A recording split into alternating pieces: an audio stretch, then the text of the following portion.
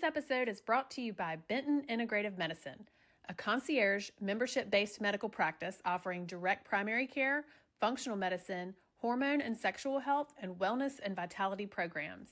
At Benton Integrative Medicine, they look beyond symptoms to uncover root cause solutions, helping patients restore balance, energy, and well-being through a comprehensive and personalized approach. Their team believes in medical freedom, informed choice, and patient autonomy, empowering you to take charge of your health with a trusted partner by your side. Learn more at bentonintegrative.com and discover how integrative care can help you thrive, body, mind, and soul.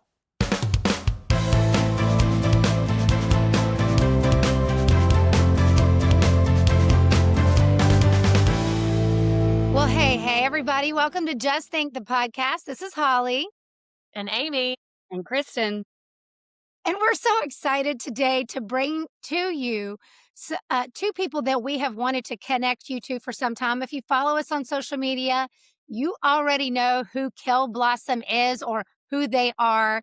This dynamic duo, doctor and a chiropractor, who've come together to really just help their audience know more about women's health and children's health. And they've just become one of the favorite accounts that I think the three of us personally follow and that we will often reshare. And so we wanted to introduce to you Carly and Rachel from Kale Blossom, because what we want you to do by the end of this episode, not just learn from them right now, because they have so much they can share with all of us that will empower you for you and your families to live better and to live healthfully, but also just to follow them and use them as a resource. I think what Kristen and Amy and I feel like we do well is we're connectors. We want to connect you to the people who can give you more and help you more. And one thing that we have learned in the last 6 years so profoundly is that we are responsible for our own health. And for the health of our children, the buck stops and starts with me and for my children. And the more empowered and educated I am, the better I can work alongside our doctors, physicians, chiropractors, nurses, whomever, nutritionists, to really live well. And I think us all taking back the autonomy of our own health is so important. And for us to really take the time to get educated, not stick our heads in the sand, but to really learn about ourselves and what's good for us and what helps us live well, because let's be real, we're about as sick as we've ever been as a society, and it's time that we all change that. So Carly and Rachel, thank you so much for being with us. Thanks for having us. Yeah, excited to be here. I want you guys to kind of introduce yourselves, and we'll just start with you, Carly. I think you guys met in medical school or when you were doing your postgraduate type stuff. So can you tell us more about how your friendship happened and how you became Kale Blossom? Half of Kale Blossom. So yeah, Rachel and I met in medical school. So we met the very first day. I am more of like the reserved northerner, a little shy. I was sitting in my cobalt blue sweater, and in pops in like bubbly southern Rachel. And she's like, the whole room is empty. And I'm like kind of sitting by myself. I'm a little early. And she just sits right down next to me. She's like, hi, how are you? I'm just like, who's this girl? So from there on out, we've been very best of friends and went through the med school trenches together. So that's how we met. Let's see, we graduated 4 years later. She moved back down to Georgia. I stayed up in Chicago a little bit. And then long story short, she convinced me to come down here. And now suddenly we are neighbors. We both have acreage on the same road. So it's been a wild ride. It's been fun. Well, we are all for those compound concepts. Just FYI, the three of us, Amy and Kristen, live within a half mile of each other, and trust me, we would all be living on a compound together if we could. But let's see. So Carly, you're the chiropractor, right? And Rachel, you got your doctorate in oh my gosh, what was it again? I'm sorry, it was naturopathic medicine. Is that right? Right. Yes. Okay. So you were in the same school. You went into two different disciplines. You spent some time apart practicing separately. You get down to Atlanta, right? I think you guys are in the Atlanta area. Okay. So then do you work together now, or you still have separate practices and just do Kale Blossom together? Yeah. So basically the story of our relationship is that I always pull Carly's teeth to do things with me because I love her so much. So when she moved down, I had my own practice and I was getting busier and busier. And we were on a waiting list. And I'm like, I need your help. Please come practice with me. So she joined, and we've done a couple different things. We've helped open a birthing center in Atlanta. We've had our own practice out here, kind of outside of Atlanta now that we've moved to the burbs. So there's a lot of overlap. I still do patient care on Mondays, but we actually have slowed down on my patient care because we just honestly, after 15 years and having kiddos, and our kids are very busy right now, as you guys probably know, sports and school things and stuff. We were kind of burning out, and Kale Blossom was growing, and we had all these we wanted to reach more women, and you can't do that just practicing, right? There's not enough time in the day and there's not enough of us to go around. So we were like, how do we take this message that so many women want? We're not rocket scientists, but we know how to listen and we know how to think for ourselves, and we can certainly pinpoint the problems in conventional medicine. How do we share this with more women? And it started as a website. We had no intentions of going on social media. That was not on the bingo card. It was just something that unfolded really organically. And here we are. It's kind of wild. It's Well, I just love your approach on social media. And I think that people who are listening to this, even if you don't know who Kale Blossom is by name, if we told you they're the two really cute blonde girls that sit in their car and just kind of sip on their drink or look to the side, but they give you some really amazing information to digest while they're sitting there.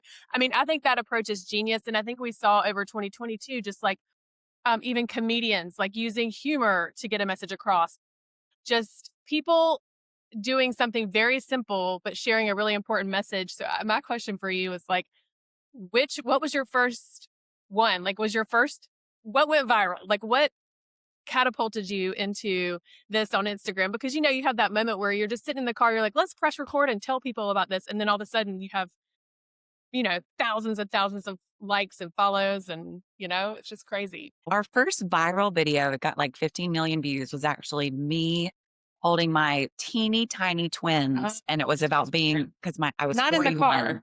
No, it wasn't in the car, but it was like that organic. It was like one of those that you don't spend a lot of time on. It was one Right. record, put an information on. And overnight, I was like, what? I think more women want to hear from women having babies later, which was great. But we have so many conversations in the car when we're like going to get lunch or going, to a meeting or what have you. We have these deep conversations. So one day it was like, all right, let's just sit here. We're tired. We don't want to role play. We're not actresses. We don't want to do anything phony. Like, this is what we do. We're in the car a lot as moms and doctors. And so it just happened. And, I think some people, we've gotten some nasty comments like, oh, there's the two catatonic bimbos in the car again. And, it just kind of morphed into what we do. Yeah. So, Well, I think we are y'all love tired? no. So I love it. Like it's so smart. It's working smarter, not harder, Yes. But I have a really important question too, because y'all I want to start back, rewind to when y'all were in med school and the trenches of med school. And was it traditional? What made you branch out natural, naturopath, chiropractic care? Did you go to med school thinking you were going to be in the traditional system? Did something make you change? Or I'd love to hear that. Yeah, we have two different stories on that. Yeah. I mean, I knew for a long time, even in high school, that I wanted to do something in natural medicine. Traditional medicine never really made sense to me. In the back of my head, I always was asking why. It didn't, looking back, I knew what I was thinking, but now I knew I wanted to be a chiropractor. I only practiced about physical medicine about a year out of school. And then I transitioned fully into more integrative medicine, or what people would think of as integrative medicine. So it's just that question of why that always bothered me. Take this medication. Well, why? You're not deficient in that medication. Why? So that question was always strong in my mind from a young age. And I grew up, my mom was great. She always had a great meal on the table. She always tried to keep us healthy. So I think a lot of her was instilled in me as well. So I'm very thankful for that. Carly's a brainiac. She's a chief investigator. She's like No. super. Yes, you are. So my mom also had her own herb garden in the back. We cooked at home. I wanted to eat out, but we were like home meal makers, kind of thing. And I had always planned to go to conventional medical school. I was going to be a doctor from early on. So I got my degree in public health, and I said, let me get some real world experience after the University of Georgia. I've been messing around, having fun. I learned a little, but let me get some real world experience before I go to 4 more years medical school. So I went to work for a large healthcare system still here in Atlanta today, and I was in charge of corporate health. And embarrassingly so, I was in charge of giving out over 1 million flu shots for a couple of seasons. You live and you learn. It helped me get to where I am today, but I cannot even believe that I did that. And that's a whole nother, we could talk about that all day too. But we would go into these big corporations with employees in their 30s, 40s, 50s, and we would do blood glucose screenings and cholesterol screenings and blood pressure. And everybody was like abnormal. We like, okay, get ready to go on medication. That's all we would have to, this is public health. This is a large hospital system in Atlanta. This is all we were offering people. I'm like, this is what I'm going to go to spend thousands of dollars on getting a degree for several more years of my life. I said, there's got to be another way. So that was really what course corrected me. I said, I got to do something different. So became a naturopathic doctor. And I think it is, we're trained as primary care physicians. We still do all of the anatomy, the physiology.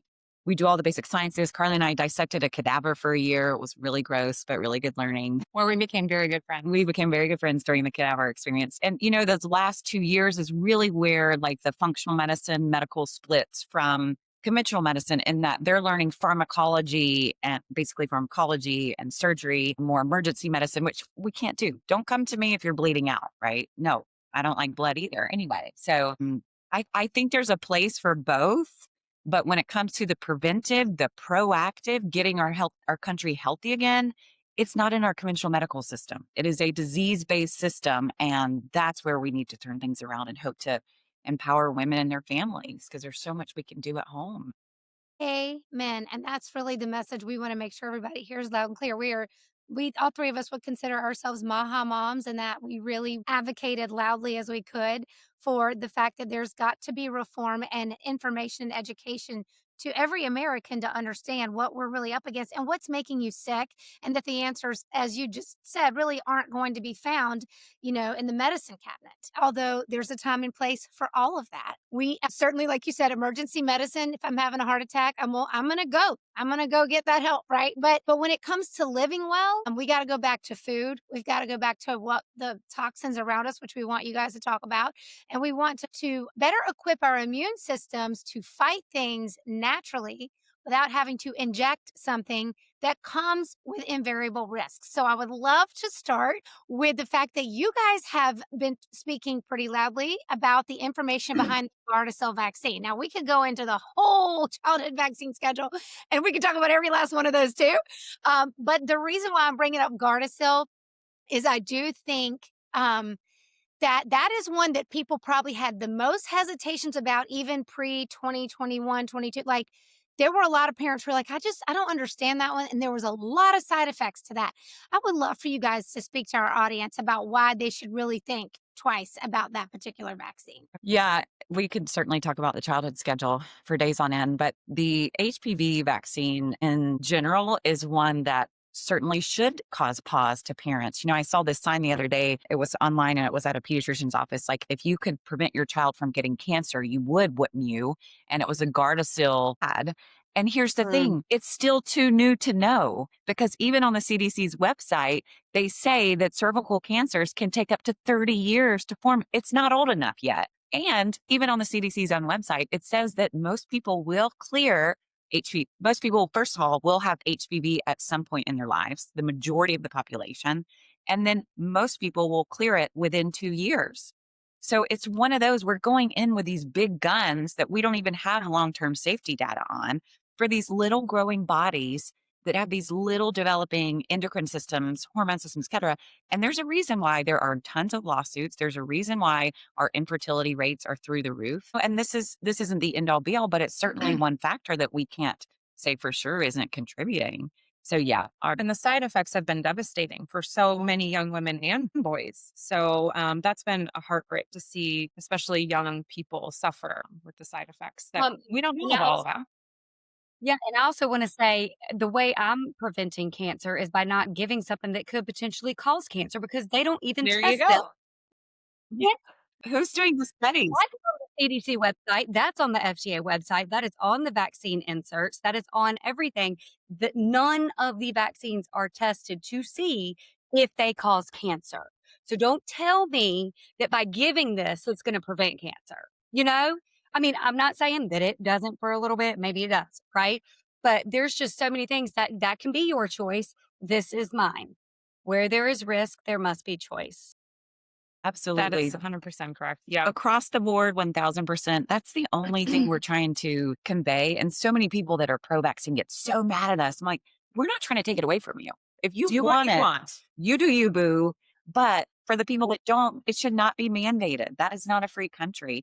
And just like you said, so we're looking at safety studies for the individual vaccines, whatever they may be, individually, maybe 5 days, maybe 20 days, maybe 60 days. So the studies are super, super short. And we're not looking at the collective toxicity of now, almost 80 vaccines. And even though they lessen the schedule, it's not really when you look at it. And then they're combining some like 6 in 1. So making parents that don't know, that are just trying to be good parents and listen to pediatricians who have been put on a pedestal. Like we can't parent without the pediatrician, right? Right? Even like chickenpox. Like, yes, it's uncomfy for the kiddos. We all had it. It stinks for parents because it's a few days of misery for everyone. But even in that insert, it says this vaccine has not been tested for potential cancer or infertility. So I want to see the signs, the ones in rebuttal to, if you could prevent cancer for your kids, you would, wouldn't you? If you could prevent cancer for your kids, you would, wouldn't you? And Yeah. it'd be like, Goes both. And also, I want to put a sign in every doctor's office that says, hey, if you knew how much money the pharmaceutical company was making off your child's sickness, you'd reconsider what you're doing. You'd reconsider all of it, right? Because, like, again, the propaganda is real. We saw it in 2021. The biggest propaganda campaign in human history, and in our history that I've ever seen, to get so many people across the globe to comply with an untested pharmaceutical product was wild. So if you can see that 2020 there was some scamming going on, if you can see that, and I think a lot of our listeners do, then you should know this was not their first rodeo. You should know yeah. that there are things happening that really try to push us. I mean, I think even the entire childhood vaccine schedule, I can remember 1998 when I gave birth to my first son, that Jenny McCarthy was starting to, she had sort of started speaking out. And I tell you what, and I have said this many times, I did not follow Jenny McCarthy. I know she was like a Playboy bunny and on MTV. At that point in my life, I was into none of that, right? So I was like, but I knew who she was. And there was something about the way she spoke that I knew it was real. And I think what I resonated mom to mom. I know when a mom says, I'm not crazy. I'm telling you what happened. And I just want you to know, because I don't want you to go through this. I think we need to have a conversation around this. She got to me. And I remember praying before every well visit, God, please, please don't let this happen to my son. And I will tell you, I delayed things. I pushed back. And finally, by the time my last son, I changed a lot of things. I wasn't doing the same things. He's also the healthiest kid. But I will just tell you that the propaganda against us moms and dads, because we have this fear that if we don't comply, then our kid will be the one that dies of the measles, for example. So let me just say, since measles is all in the headlines, I want to give you girls a chance to really address, is measles that deadly? And if your kid gets the measles, is it treatable? Will you help our audience understand that? I think what we see with the measles is most kids that don't do well with it are initially undernourished. They have some underlying health issues to begin with. So a lot of times your healthy kids aren't going to do so poorly with the measles. And we also see that CDC even recommends vitamin A. There's simple ways that we can navigate through measles and not have to be so frightened about the potential trajectory of it. So I think the more you understand, like you were just saying, let in fear, but the more research you do, the more you understand, the more reading you do, the better off you are. I think if I learned anything in 2020, it's like you have to do your own research. You have to be your own advocate. And it is scary, when the important people go on TV and are literally calling you names and saying you're harming society and your neighbors. It is a tough thing to get through. You lose friends and family. So totally understand. But I think the more you educate yourself, you just have to read and read and read more and read some research, and I think you'll come to your answer that feels the most settling to you. I think that's the one thing too, is we've learned so much from the moms in our practice almost 20 years now. Like they are sharp. They come in, especially if there's something going on with their child and they've been to tons of other doctors. They know what's going on. And like you said, Jenny didn't have any reason. She didn't have a platform. Like, why are you going to take on this big, David and the Goliath? And she was super brave. She was. And She's that so brave. the media is so good at scaring us. And of course, when they talk about a child dying to measles, of course, we're like, one child is too many. This is awful. Like, wow. But it is usually a child with underlying conditions. There's some kind of immunocompromise or significant deficiencies.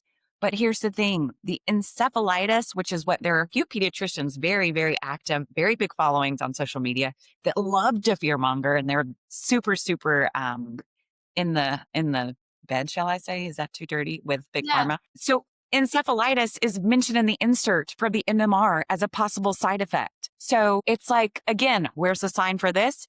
It's a sign that should be for this too. They go both ways. And it's one of those where vitamin A, especially in poorer countries where they don't have access to healthcare, well visits, and vaccine visits, they use vitamin A. They even used vitamin A years ago for studies in women in Africa that had HIV to prevent transmission of HIV from their baby in utero. And it worked. But we never heard about that. All you hear is how toxic vitamin A is. And yes, just like they scare you. So then moms are like, oh, vitamin A is the treatment, but you guys have told me it's super toxic. So then they're boxed into just doing the vaccine. So it is, yeah. And you know why? There's no money in it. There's no money in making vitamin A. $20 bottle of vitamin A. Yeah. They're getting nothing from it. As a mom, and I know so many people understand this, when you're talking about like you don't know what to say to the doctors and stuff, and you also and when you're saying, to your point, of course we say do your own research and stuff. People don't know even where to go. And I remember when I first started, you go to CDC, you go to FDA, and then you're like, okay. I just remember like I had the gut feeling, but I didn't have enough to like say something because everything I'd learned in nursing school, I was indoctrinated. It was like vaccines are great, but my gut didn't feel good. Right. So I knew enough to separate them because I knew, hey, we introduce one food at a time just to make sure they're not having a reaction. Why am I going to give them five, new things to their system? And then if they have a reaction, I have no idea what it's from. So like in my mind, that was my logic then. And I'm glad I did delay it, but they make you feel bad. Like, oh, well, now you got to bring them back. It takes time. It's another shot. It's going to hurt your kid, all this stuff. So there's all these things that you're weighing on, but I was looking more at their immune system. But, so I wanted to just point out that y'all have some great resources, especially with measles. I know y'all had like the vitamin A, like you had something to do. So I wanted to make sure everybody knows that they have some great resources that, you could still do your own research. Don't take it from there. We're not telling you what to think, but they can make it simple for you. And I also wanted to make the point that when the media is showing this 1 or 2 or maybe more deaths from measles, how many deaths have you seen from vaccine injuries on the media? 0. Right, I don't talk about it. They're not going to tell you that. They're not going to show that. There's tons. There were 1,293 deaths just within 3 months of the COVID vaccine rollout. Nobody told you that, right? So you have to just realize, once again, the propaganda isn't real. Go look at the vaccine insert. I don't know one person who has actually read the insert, because when Carly and Rachel are saying that on the insert it's got encephalitis, when they put, adverse events on there, those are required. When they put that means that it's a cause, that it's a potential. That is not just correlation. That means that it has been tied to that vaccine. Okay. So I just want you to know how important it is when you do actually see the insert. You don't have to go to social media and go all this crazy stuff. Go straight to the FDA. Go straight to that. So now let's go to the birth control, truly, because this is a huge topic. I mean, I was one of them. I was put on at 15, not because of sex, but because I didn't have to start my period. We've talked about this before, and I think it caused a lot of issues for me later. And that felt weird to me. And I asked every single time I had my yearly appointment, I'm like, are you sure it's okay for me to be on this? And of course they assured me, but I just want to make sure everybody is fully informed because I was not. You bring up a good point too about researching, and whether it's birth control or vaccines or anything, giving yourself the time to do it. So we always talk about when you have a baby and you're doing the registry. I know you said this so eloquently last time. You're researching a crib and a mattress and the cutest clothes. Put that stuff aside. It's more important to research, vaccines, circumcision, et cetera, vitamin K, whatever it is. Those are the things you should be spending the 8, 9, 10 months, however long, researching. And that can go for birth control as well. If you're thinking about it, spend the time to do that instead of some of the other more fun stuff, right? I mean, it Yeah. matters, right? Yeah. Yeah. They're going to grow out of their crib and their nursery in a number of years, but you don't grow out of adverse side effects that affect someone for a lifetime. Birth control, I really went down a bunny hole. I read the book, The Pill Problem. It's actually by a pharmacist. Fantastic book. And it caught my eye years ago when I first started practicing because it's number one cause of B vitamin deficiency in our country. And think about how many women are on birth control. So we're starting at basic. We're not even talking about the deeper level side effects, but B vitamins are needed for everything, including hormone production and liver health and detoxification and Mood mood. disorders, So how many grumpy ladies anxious, do we have? irritable, Yes. panicky. And then these are also the women that, they struggle through the side effects and deficiencies of being on birth control for years. Then they may struggle having a baby. So then they're in IVF for years. And then they're struggling in perimenopause, menopause. That's not how a woman's life should go. We've got it all backwards. And if you look at the history of birth control when it first started, it was started by a very angry feminist. I'm all for women. I'm all in support. We will always be here to support women. We love our dudes too. We very much love our husbands and we have sons. But she was trying to avenge the death of her mom, who had 11 children. And she thought this was a way to empower. And they tested it on poor women in Puerto Rico who didn't even know that they were being guinea pigs. Women died. And then fast forward with the Rockefellers, it's just like a mess. Anything that starts dirty, I feel like, is dirty through and through. There weren't, it's like, yeah, I could go The on and on. honesty. The honesty, the transparency.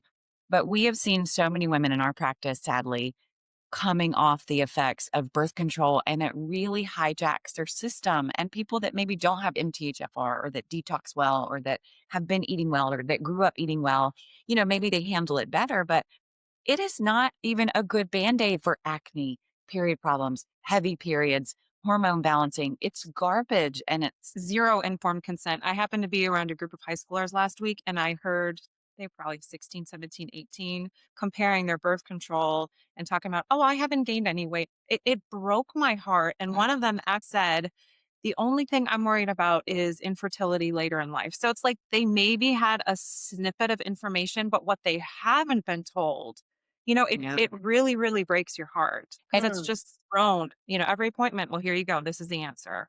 It is thrown on at every single appointment. And you know what's so sad is like anytime we post on it, there will be at least one or two that are really angry and like, how can you talk about getting rid of birth control gives the power back to women? It is the ultimate example of outsourcing our power over our hormones, our fertility, our menstrual cycle, dependent on a pharmaceutical. I don't know another better example of taking power away from women. And the thing is too, so that we've got this multi-million-dollar birth control industry, and now we've got this multi-million-dollar IVF industry. We've gotten so many women pregnant, though. I think certainly it's a woman's choice. And I'm glad that women have options for support and fertility because it is such an issue now that we're going to continue to see with the girls that are growing up now and the next generation. But this is where integrative medicine also shines because, like Carly was talking about, we want to know the why, the root causes. So many times we can get women pregnant. We can help them by digging deeper. Somebody said the analogy like, okay, so someone's struggling to get pregnant. Getting pregnant is a really good barometer for that woman's overall health. Okay. Body's smart.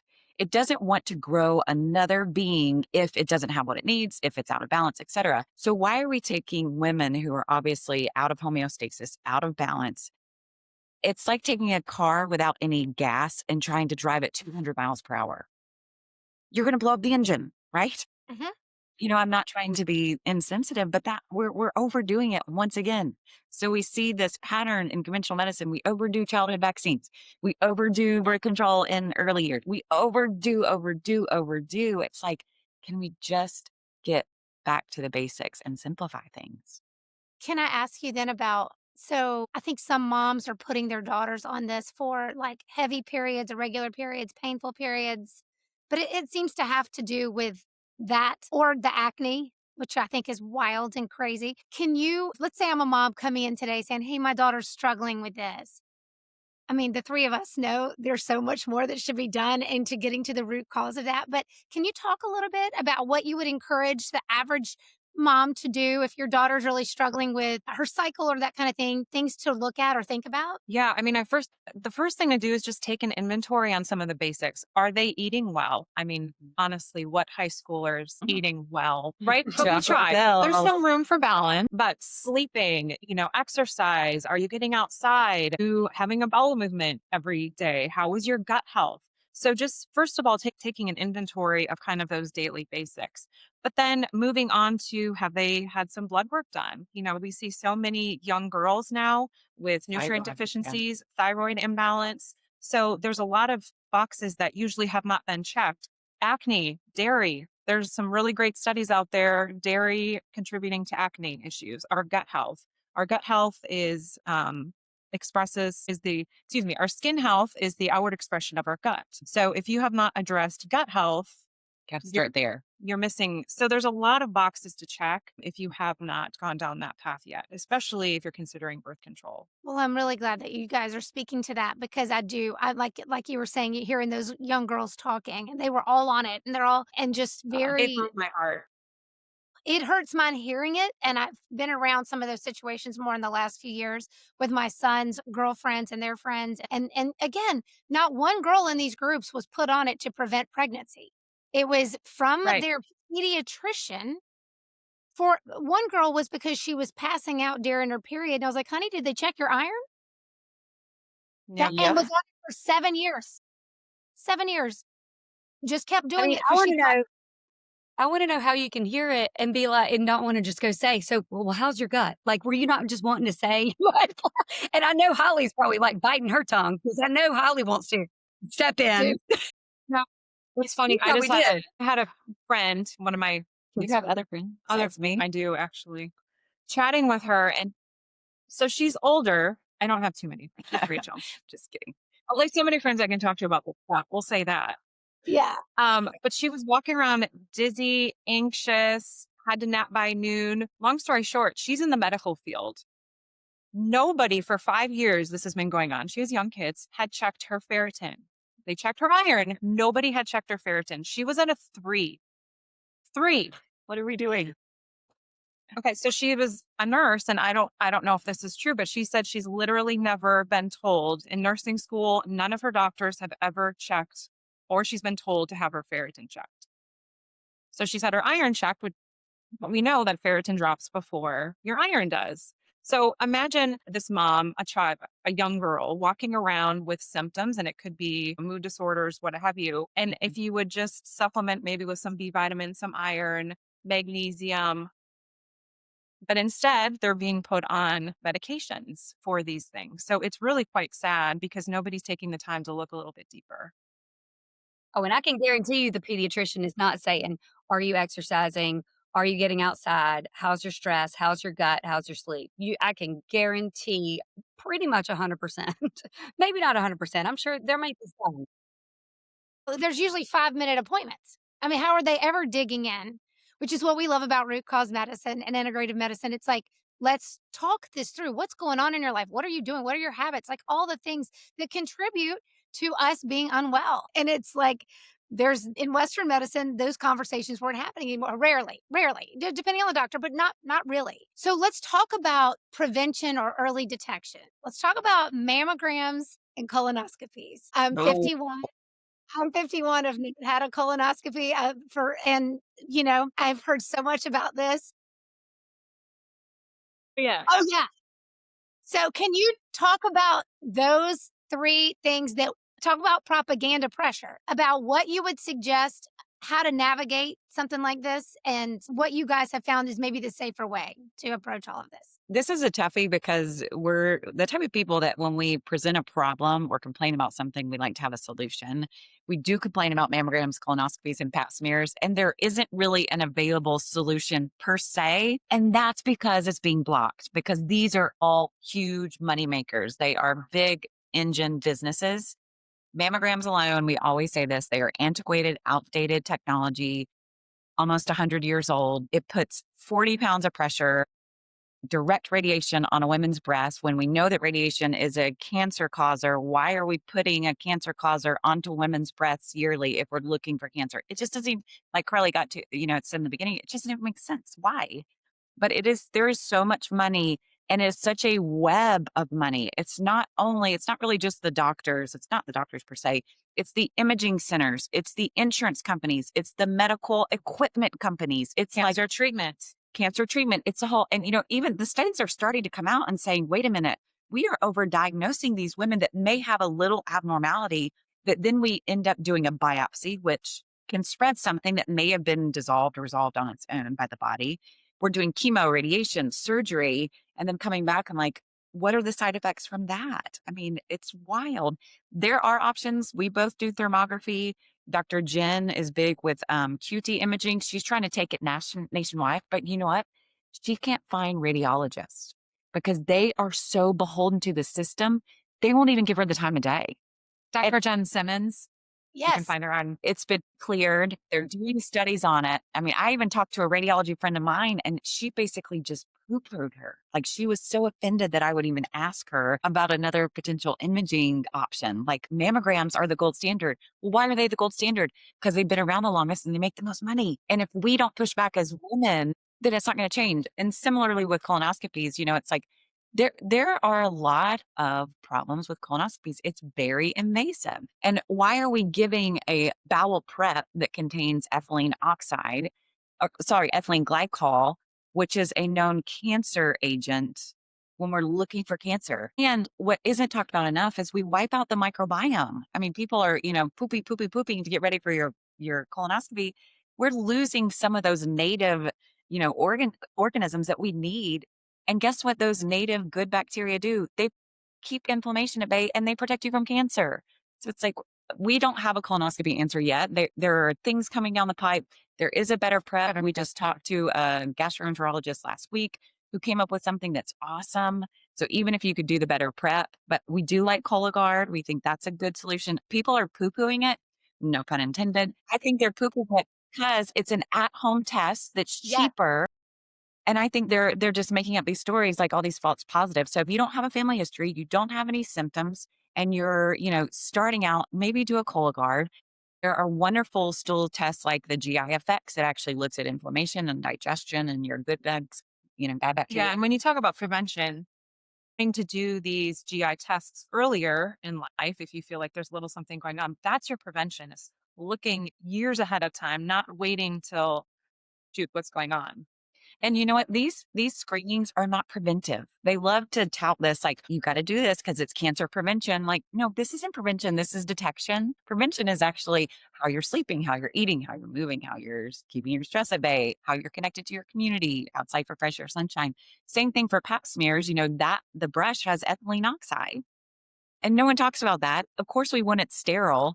But do we really need to be going in? It sounds like I'm being neglectful, but do we really need to go into these tissues and really, like, are we smarter than the body? But even with that said, there are urine HPV tests. It's like, they're so hard to find. And like Rachel said, we're not telling people to be neglectful. Yeah. If you need to have a test done, have Do it it. done. If you have a family history, Do it. But we're also out there questioning the why. Why does it have to be like this? Is there a better way? And like she said, women have to come together and start questioning these things, so there are better ways.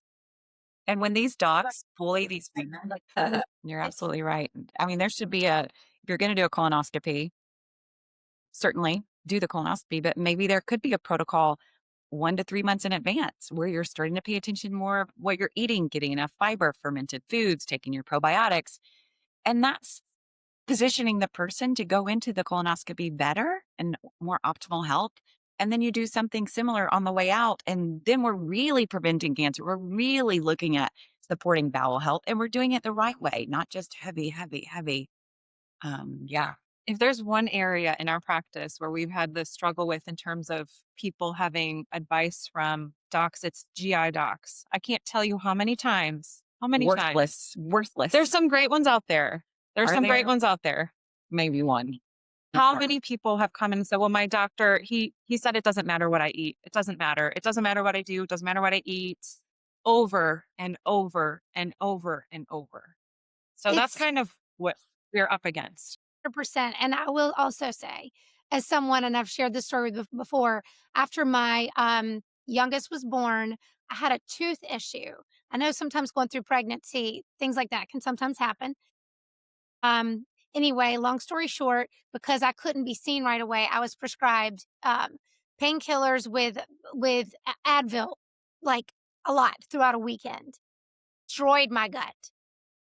But I didn't know that's what had happened. All of a sudden, I was having things where things felt weird, felt like my throat was closing. I never had indigestion, ever. I think people think reflux, you're going to, heartburn. No, was completely silent, started having panic attacks. And in my brain, I'd always been very, I don't know, kind of like strong minded, like, what's going on with me? No, I'm not worried. What is going on? But I was having these physiological, and I was sick for over a year. Finally, I was seeing a gastroenterologist where they were like, oh, yeah, you've got some bacteria in your gut. We're going to give you antibiotics to eradicate that. They made me sicker. And the crazy thing is, then they said, you just may need to be on Prilosec the rest of your life. And I said, there's no way that's good. I am otherwise so healthy. I've been healthy my whole life. And you're telling me to turn off the acid in my stomach? Isn't that like my first line of defense for like my immune system? I really pushed back on my doctor. And she was at least listening to me. I will say she did listen. She didn't fight me, but I said, I will not do it. I will figure it out. I did. And it took me years of not eating things, not drinking, not doing any, of reading like crazy because no one would help me. And I was not well. But I'm going to tell y'all, I healed it. And I learned so much through that process, which is why I'm so passionate about what you two do. I figured it out and I lived so much better as a result, but it was from taking Advil and painkillers that disrupted my gut that gave me massive panic attacks, like anxiety, crazy. And so many women don't know that their anxiety is rooted in their gut. So much of it is. And doctors aren't asking. And so I'm so glad you mentioned this because I will say my experience with that was the doctor later on, her daughter got very sick.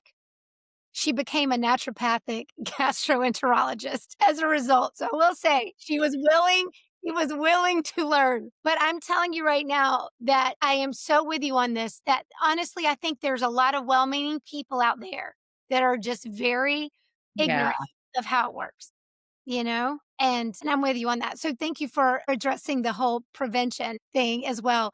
And I know non-toxic home is something that we're very passionate about because obviously ourselves and our children are all being exposed all the time to things that could be contributing to us not being well. And just like with my Advil situation, have no idea that that's what's caused it. I know that's something you're passionate about. So we wanted to give you time to talk about that as well. Yeah, thank you. I mean, when we talk about skin issues, infertility, even cancer, I mean, it's one of these scenarios again where it's just like we're doing too much in terms of the toxins. There's so many chemicals being produced every day, year. We don't even know, right? Mm-hmm. And having our own children really kind of changed the game too and kind of further opens your eyes. And now our older kids are teens, tweens. We have tween girls. They're the same age, a month apart, and they're getting into that whole Bath and Body Ulta craziness, which aren't they good at marketing? I blame the Kardashians. Oh my gosh. Like when she started doing the lip gloss colors down the arm, like, oh, it's over. Ulta for Yeah. So that's ultimately why we launched our app, because Kim Kardashian and her sisters. What we hope comes across with our kind of passion in that low tox living world is it's not a trend. It's here to stay.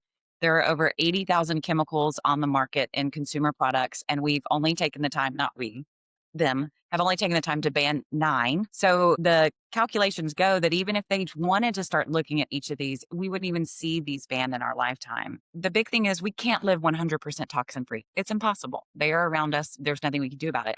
That doesn't have to be overwhelming or stressful. We just want people to be empowered with the information. If there is a product that you love, there's probably a better option out there. You don't have to have a chemistry degree. So we came up with a low-tox scanner app so that we did the research. You can still do it too, and provide the swaps for the people that want to dig into more low-tox living but don't have the time or feel overwhelmed, don't know where to start. So like your plastic shower curtain that smells awful, it's off-gassing. And even when that odor goes away, because it's in a hot, moist bathroom, it will off-gas for the lifetime of that plastic shower curtain. But there are better options available. House cleaners, rugs, baby crib mattresses, car seats, pajamas. Like there are tons of apps for foods, but there weren't any for these household products. So that's why we created Nook. And we didn't make it to put more pressure. We truly want to educate people. And it's not meant to say you have to change all of this. It really is a guide and a check-in, like start with one product. We were very careful about that. We don't want more pressure to be put on women and families to do low tox than there already is, because we know it is a lot. It is. It's a lot.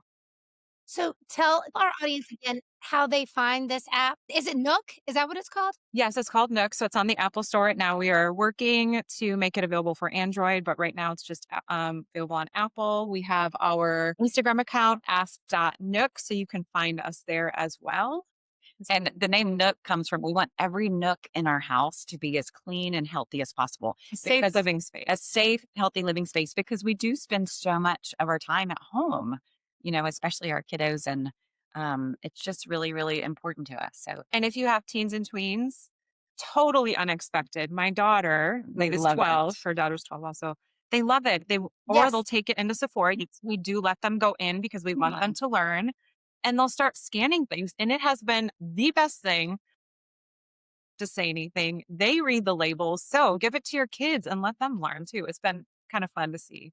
Sure, you guys as moms know we're not always prophets in our own land, right? They don't always listen to us. It's so So true. they can scan that.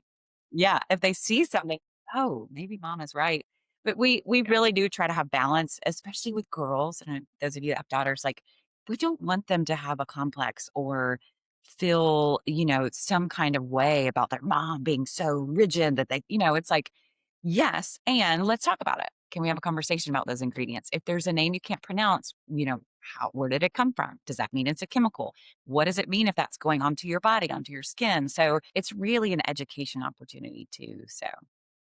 And I love that you guys are creating this one because I do think this younger generation is getting, as you said, more hip to the game. Like the information is now out there, and I am noticing the younger generations using the apps in the stores and everything now way more than our generation did, right? And so that's a good thing. But I think too, so I know so many families now with someone in their family who can't smell fragrances, who's just highly sensitive and allergic to things. And to me, the way I interpret that, and maybe I'm wrong, it's probably toxic to all of us, but because their immune system is a bit suppressed in this area, they're picking up on it, right? And so I have a sister who cannot tolerate fragrances. So it made me have to rethink what fragrances are in my home. So when she came to visit, she wasn't irritated. But then I started thinking, well, gosh, I probably shouldn't have these here anyway.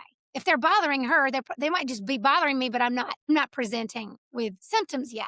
You know what I'm saying? And so I love that you guys have created this. Well, and it's funny. I think it's funny how it's kind of like with diet, like when you change your diet, when you go from eating, fast food and all that, sugars and, a whole bunch, and then you change your diet. When you go back to that, like if you cut out soda for years and you go back to drink a soda, you could maybe take like a sip or two and you're like, well, that's how I feel about the toxic home stuff. Like, because, back in high school, I'm like cucumber melon, all plumeria, I'm just slathered in it.